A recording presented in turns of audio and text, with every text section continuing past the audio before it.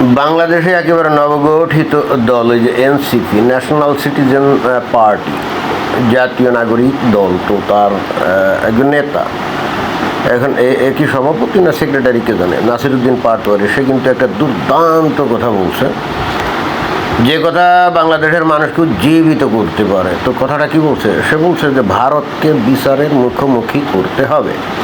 দুর্দান্ত কথা, তাই না? ভারতকে বিচারের মুখোমুখি করতে হবে। এখন এই এনসিপি দলটা হলো যে এই জামাত ইসলামের বি টিম। অনেক কথাই জামাত ইসলাম সরাসরি বলতে পারে না, কারণ তারা মনে করে যে কোনো একদিন তারা ক্ষমতায় যাবে, আর ক্ষমতায় যাওয়ার যদি যায় তাহলে কথাবার্তা অনেক ক্ষেত্রে নিয়ন্ত্রণ বা লাগাম টানতে হয়। তো এই জন্য অনেক কথাই তারা ডাইরেক্টলি বলে না। তো কিন্তু আবার সেই ধরনের কথাবার্তা বলার জন্য তো লোকও লাগবে। এই জন্য এই বি টিম, এই ন্যাশনাল সিটিজেন পার্টি এনসিপি গঠন করে দিয়েছে, যেখানে যে অল্প বয়সী পোলাপানগুলো সারাক্ষণ ভারতের বিরুদ্ধে বিষোদ্গার করে, ভারতের সেভেন সিস্টার্স দখল করবে, চিকেন নেক সেটা দখল করবে। এবং এরা কিন্তু স্বপ্ন দেখে যে এইগুলো করতে গেলে এদের পাকিস্তান এবং চায়নাকে কাছে আসতে, মানে চায়নার সাথে সম্পর্ক জোরদার করতে হবে, এবং ভবিষ্যতে কোনো দিন ভারত এবং বাংলাদেশের মধ্যে যদি যুদ্ধ হয়, এরা কিন্তু এটাই স্বপ্ন দেখে বা কল্পনা করে যে পাকিস্তান এবং চীন বাংলাদেশের পক্ষ হয়ে ভারতের এগেনস্টে যুদ্ধ করবে। এরা কিন্তু লিটারালি এটা বিশ্বাস করে, এবং দেশের কিছু জনগণও দেখছি আমি বিশ্বাস করে। তো যাই হোক, এখন কথা হচ্ছে যে ভারতকে বিচারের মুখোমুখি করতে হবে। খুবই ভালো কথা। ভারত যদি বাংলাদেশের সাথে কোনো অন্যায় আকাম কুকাম করে, ভারতকে যদি শাসন শোষণ করে থাকে, অন্যায় যদি করে, বাংলাদেশের মানুষের যদি জুলুম নির্যাতন করে, তাহলে অবশ্যই তার বিচার করতেই হবে। এতে কিন্তু কোনো সন্দেহ নাই। বাংলাদেশের একজন মানুষ হিসেবে আমিও এটা চাই যে বাংলাদেশের সাথে যদি ভারত ফাজলামি করে বা অন্যায় আকাম কুকাম করে, বাংলাদেশের সম্পদ লুটপাট করে, শোষণ করে, তাহলে তো তাকে খালি হাতে ছেড়ে দেওয়া যাবে না। আর এখন যখন বাংলাদেশে ভারতের কোনো প্রভাবই নাই, অর্থাৎ এখনই তো মোক্ষম সময়, তাই না? আগে যখন ওই যে আওয়ামী লীগ সরকার ছিল, তাদের সাথে তবে যে ভারতের সখ্যতা ছিল, অর্থাৎ তখন তো ভারতকে বিচারের কাঠগড়ায় দাঁড় করানোর প্রশ্নই উঠত না। তো এখন তো মোক্ষম সময়, অর্থাৎ এখন কিন্তু ভারতকে বিচারের মুখোমুখি করতে হবে। কিন্তু ভাতিজা, প্রশ্ন হচ্ছে মানে ভারতের অপরাধটা কি, সেটা তো তোমাকে প্রথমে ক্লারিফিকেশান করতে হবে, তাই না? তোমরা খালি বলো যে ভারত বাংলাদেশের উপরে তার আধিপত্য বিস্তার করছে। বাংলাদেশ একবার দেখলাম যে জামাত ইসলামের এক নেতার সাথে কথা হলো, তো সে বলছে যে ভারত তো বাংলাদেশের সম্পদ লুটপাট করে নিয়ে গেছে, আধিপত্য বিস্তার করছে। তাই আমি বললাম যে বাংলাদেশে আধিপত্য বিস্তার কিভাবে করছে? বাংলাদেশে কি তারা কি কোনো প্রতিনিধি নিয়োগ করে বাংলাদেশের সরকারকে প্রভাবিত করে, বা বাংলাদেশের সরকারের সিদ্ধান্ত কি প্রভাবিত করে, বা বাংলাদেশের সরকারে কোথাও কি ভারতের লোকজন মানে উচ্চ পদে চাকরিরত হয়ে বাংলাদেশে শাসন শোষণ করে? কয় না। তাই বললাম তাই যদি হয় তাহলে ভারত কিভাবে বাংলাদেশে আধিপত্য বিস্তার করলো? বলে যে ওই যে শেখ হাসিনার সরকারকে সাপোর্ট দিত। তাই আমি বললাম শেখ হাসিনার সরকারকে সাপোর্ট দিত ভারত, ভালো কথা। তো এখন বিএনপিকে তো আমেরিকা সাপোর্ট দিচ্ছে, বিএনপিকে তো এখন আমেরিকা আর পাকিস্তান সাপোর্ট দিচ্ছে। তাহলে এখন কি বাংলাদেশ পাকিস্তান বা আমেরিকার উপনিবেশ হয়ে গেছে? না না, তা হয় না। তো আমি বললাম এটা আবার কোন ধরনের যুক্তি? আওয়ামী লীগ যদি ভারতের সাথে বন্ধুত্ব করে, ভারতের সরকারের সাথে বন্ধুত্ব করে, তাতে যদি বাংলাদেশে ভারতের আধিপত্য প্রতিষ্ঠিত হয়, উপনিবেশ প্রতিষ্ঠিত হয়, তাহলে একই যুক্তি দিয়ে এখন তো বাংলাদেশে পাকিস্তান আর আমেরিকার আধিপত্য এবং উপনিবেশ প্রতিষ্ঠিত। এবং একই সঙ্গে আমি তাকে বললাম ভারতের সাথে তো এমন কোনো চুক্তিও বাংলাদেশ করে নাই যেটাকে বাংলাদেশের উপর আধিপত্য বিস্তার করার কোনো দলিল হিসেবে দাঁড় করানো যায়। যদি থাকতো তাহলে এই 1.5 বছর ধরে এই যে ইউনূস ক্ষমতায় ছিল, তো সে কি এগুলো প্রকাশ করতো না? করতো তো, কই একটাও তো প্রকাশ করেনি। কিন্তু এই ইউনূস ইলেকশন দেওয়ার জাস্ট 3 দিন আগে আমেরিকার সাথে যে দাসত্বের চুক্তি করছে আমরা দেখছি, এই বিএনপি সরকার তারা তো সেটা বাতিলও করে নাই, বরং আরও ওই অন্তর্বর্তীকালীন সরকারের লোকজন আরও বলছে যে বিএনপি জামাতের সাথে আলাপ আলোচনা করেই নাকি ওই চুক্তি করা হয়েছিল। তো তাহলে এখন তো লিখিতভাবে বাংলাদেশ আমেরিকার উপনিবেশ হয়ে গেল, তাই না? তো আর কোনো উত্তর দিতে না পেরে এইবার বলল যে বাংলাদেশ থেকে তারা অনেক শোষণ করে নিয়ে যায়, অনেক সম্পদ শোষণ করে নিয়ে যায়। আমি বললাম যে কী নিয়ে যায়, বাংলাদেশে কি এমন সম্পদ আছে যেটা ভারত শোষণ করে নিয়ে যায়? তখন সে কিন্তু মানে আর উত্তর দিতে পারছে না। আমি বললাম যে বাংলাদেশে এমন একটা সম্পদের নাম বলেন যেটা ভারত বাংলাদেশ থেকে শোষণ করে নিয়ে গেছে, আমাকে একটু বলেন তো। বিশ্বাস করেন একটা পয়েন্ট উল্লেখ করতে পারে না যে এই সম্পদটা ভারত নিয়ে গেছে বেসিক্যালি। এবং তখন আমি তাকে বললাম যে আচ্ছা ঠিক আছে, ভালো কথা, বাংলাদেশে মূল্যবান এমন কী সম্পদ আছে যেটার জন্য পৃথিবীর বিভিন্ন দেশ বাংলাদেশকে শোষণ করতে পারে বা বাংলাদেশের থেকে নিতে পারে?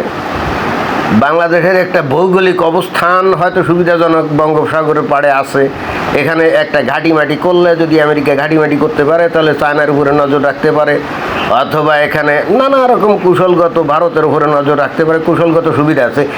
এর বাইরে বাংলাদেশে এমন কি সম্পদ আছে আমাকে বলেন যেটার জন্যে বাংলাদেশের ওপর পৃথিবীর বিভিন্ন দেশ, বিশেষ করে অন্য দেশের কথা বাদই দিলাম, ভারত বাংলাদেশের উপরে বিশাল নজর রাখবে এবং সেগুলো শোষণ করে নিয়ে গেছে?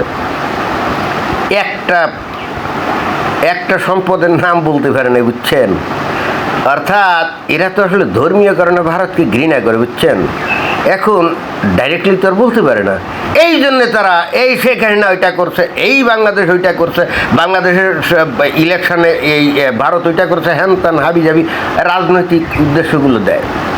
তো যাই হোক, ওই জামাত নেতা আমাকে বললো যে বাংলাদেশের সম্পদ বলতে যে আছে, জনসম্পদ আছে। আমি বললাম যে এইটা মানে জনসংখ্যা আছে, তাহলে যে এটাও তো সম্পদ না। এই বাংলাদেশের জনগোষ্ঠী এগুলো তো আনস্কিল, অশিক্ষিত, এবং এদের কোনো দক্ষতা নেই।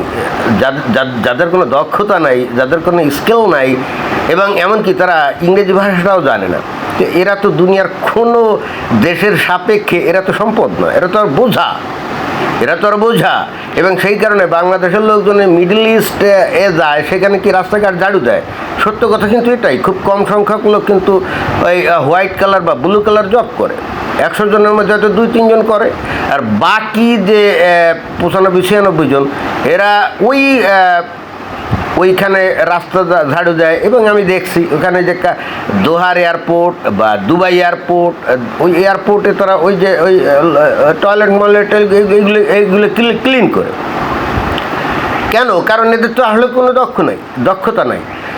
এবং বাংলাদেশের কিছু মানুষ কিন্তু এই ধরনের বিষয় বিশ্বাস করে বাংলাদেশের জনগণ নাকি বিশাল সম্পদ। আমি বললাম যে মালয়েশিয়াতে যে লাখে লাখে লোক যায়, এরা কী কাজ করে ওখানে গিয়েও তো সেই পাম বাগানে সাপ, তারপরে পোকা মাকড়ের মধ্যে জীবন বাজি রেখে তারা যে পাম বাগান থেকে পাম যে ফল ওইগুলো কাটে, টোকায়, শারীরিক কঠিন কসরত করে, সেগুলো তো আমরা দেখি না। আর বাকিগুলা ফিজিক্যাল লেবার দেয়, আনস্কিল লোক, অর্থাৎ একেবারে কায়িক পরিশ্রমের কাজ যেগুলা ওই মালয়েশিয়ানরা করে না, সেগুলো করে। তো এইগুলো তো দেশের সম্পদ না।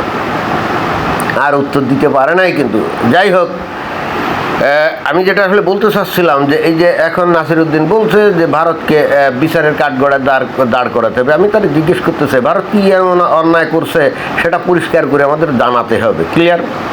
ওই আকাশ কুসুম কল্পনা করে খালি ভারত বাংলাদেশে আধিপত্য বিস্তার করছে, এই ধরনের হাওয়াই অভিযোগ বাদ দিয়ে নির্দিষ্ট করে বলতে হবে যে বাংলাদেশের এই কাজগুলো তারা ভারত করছে। এবং ইন্টারেস্টিং ব্যাপার হলো যে আমরা দেখলাম যে শেখ হাসিনার আমলে বরং ভারতকে নানা রকম ব্ল্যাকমেইল করে, যেমন শেখ হাসিনা বলতো যে এই ভারত, তোমরা যদি আমাদের সুযোগ সুবিধা না দাও তাহলে আমরা কিন্তু তোমাদের ওই বিচ্ছিন্নতাবাদীদেরকে আশ্রয় দিব।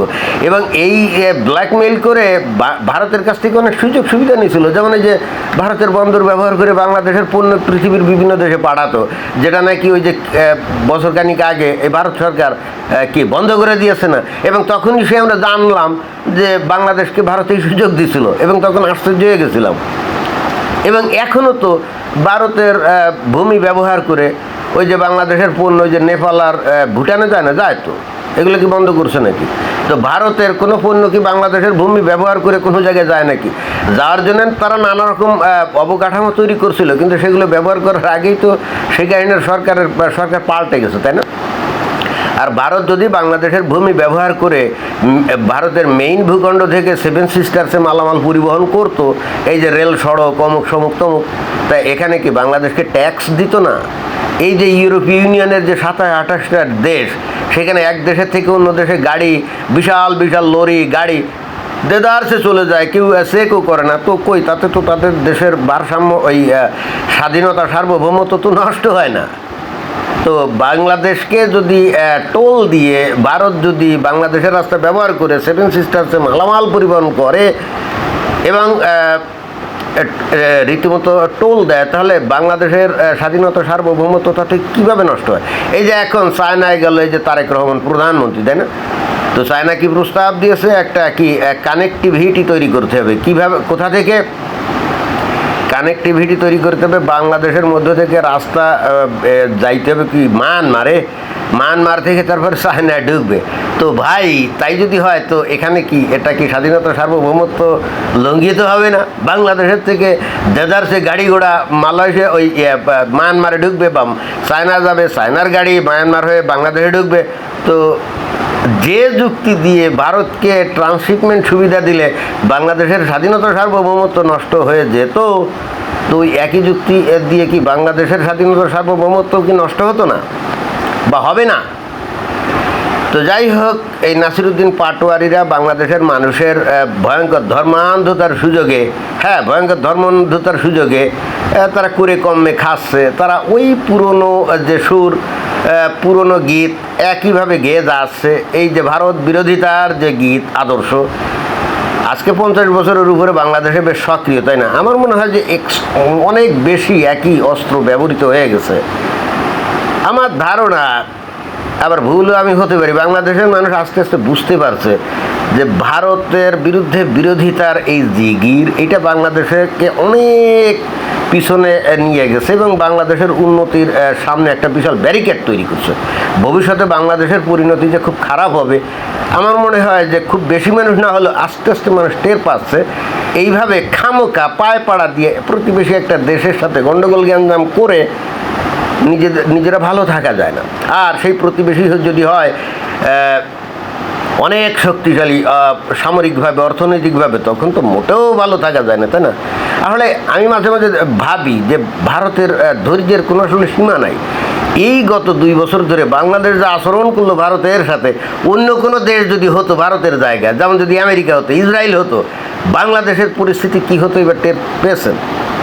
এমনকি ভারতের জায়গায় যদি পাকিস্তানও যদি হতো, আর বাংলাদেশ যদি পাকিস্তানের সাথে এই ধরনের আচরণ করতো, পাকিস্তানও বাংলাদেশকে ছাড়তো না। কারণ আমরা তো দেখতে পাচ্ছি পাকিস্তান কথা নেই বার্তা নাই, ধামাধাম গিয়ে কি আফগানিস্তানে বোমা মারে তো আফগানিস্তানের লোকজনরা কি মুসলমান না? তো তাদের উপরে তো পাকিস্তান ঠিকই বোমা মারে। তো বাংলাদেশ যদি একই আচরণ পাকিস্তানের সাথে করতো, ওই ভারতের জায়গায় যদি পাকিস্তান থাকতো, তো পাকিস্তান কিন্তু বোমা মারতো। বাংলাদেশের মানুষের আসলে সৌভাগ্য যে তারা সৌভাগ্যবান। ভারতের আমরা মাঝে মাঝে দেখি তাদের সহ্যের কোনো সীমা নাই, সংযমের কোনো সীমা নাই, যেটা অনেক ক্ষেত্রে আসলে বিরক্তির কারণে ঘটায় এবং মনে হয় যে ভারত কি নপুংসক কাপুরুষ, যে এত অন্যায় অপমান অত্যাচার, মানে এত অত্যাচার তো বাংলাদেশ করতে পারে না, এত ভারতকে অপমান করে, এরপরেও ভারতের কোনো নড়ন চড়ন নাই, ওদেরকে চামড়া কি গন্ডারের মতো নাকি? তো যাই হোক, নাসিরুদ্দিন পাটোয়ারি বলছে ভারতকে বিচার করবে। কোথায় বিচার করবে? জাতিসংঘে। তো জাতিসংঘে ভারতের বিরুদ্ধে বিচার করে জাতিসংঘে রেজুলেশন আনলে ভারত কি ওইগুলো পাত্তা দিবে নাকি? আমেরিকার বিরুদ্ধে, ইসরায়েলের বিরুদ্ধে, রাশিয়ার বিরুদ্ধে এই ধরনের কত শত রেজুলেশন ওই জাতিসংঘে নেওয়া হয়েছে, তাই না? তো এইগুলো কি পাত্তা দেয় নাকি? ভারতের বিরুদ্ধে এগুলো করলে কি ভারত পাত্তা দিবে নাকি? এবং তাতে করে তার কি ব্যবসা বাণিজ্য বা আন্তর্জাতিক সম্পর্ক নষ্ট হবে নাকি? না, ভারত নিজেদেরকে এমন একটা পজিশনে নিয়ে গেছে এবং তাদের বাজার এত বিশাল যে ভারতকে খেপিয়ে খোদ বাংলাদেশের সাথেও চায়না ওই দৌরম মহরম করতে চায় না। কারণ ইভেনচুয়ালি চায়না ভালো করে ক্যালকুলেশন করে দেখে বাংলাদেশের সাথে দৌরম মহরম করলে তাতে তাদের যা লাভ, তার থেকে অন্তত 100 গুণ বেশি লাভ ভারতের সাথে বন্ধুত্বপূর্ণ সম্পর্ক রাখলে। এই বাংলাদেশের পাবলিকগুলো কবে এটা বুঝবে? ধন্যবাদ।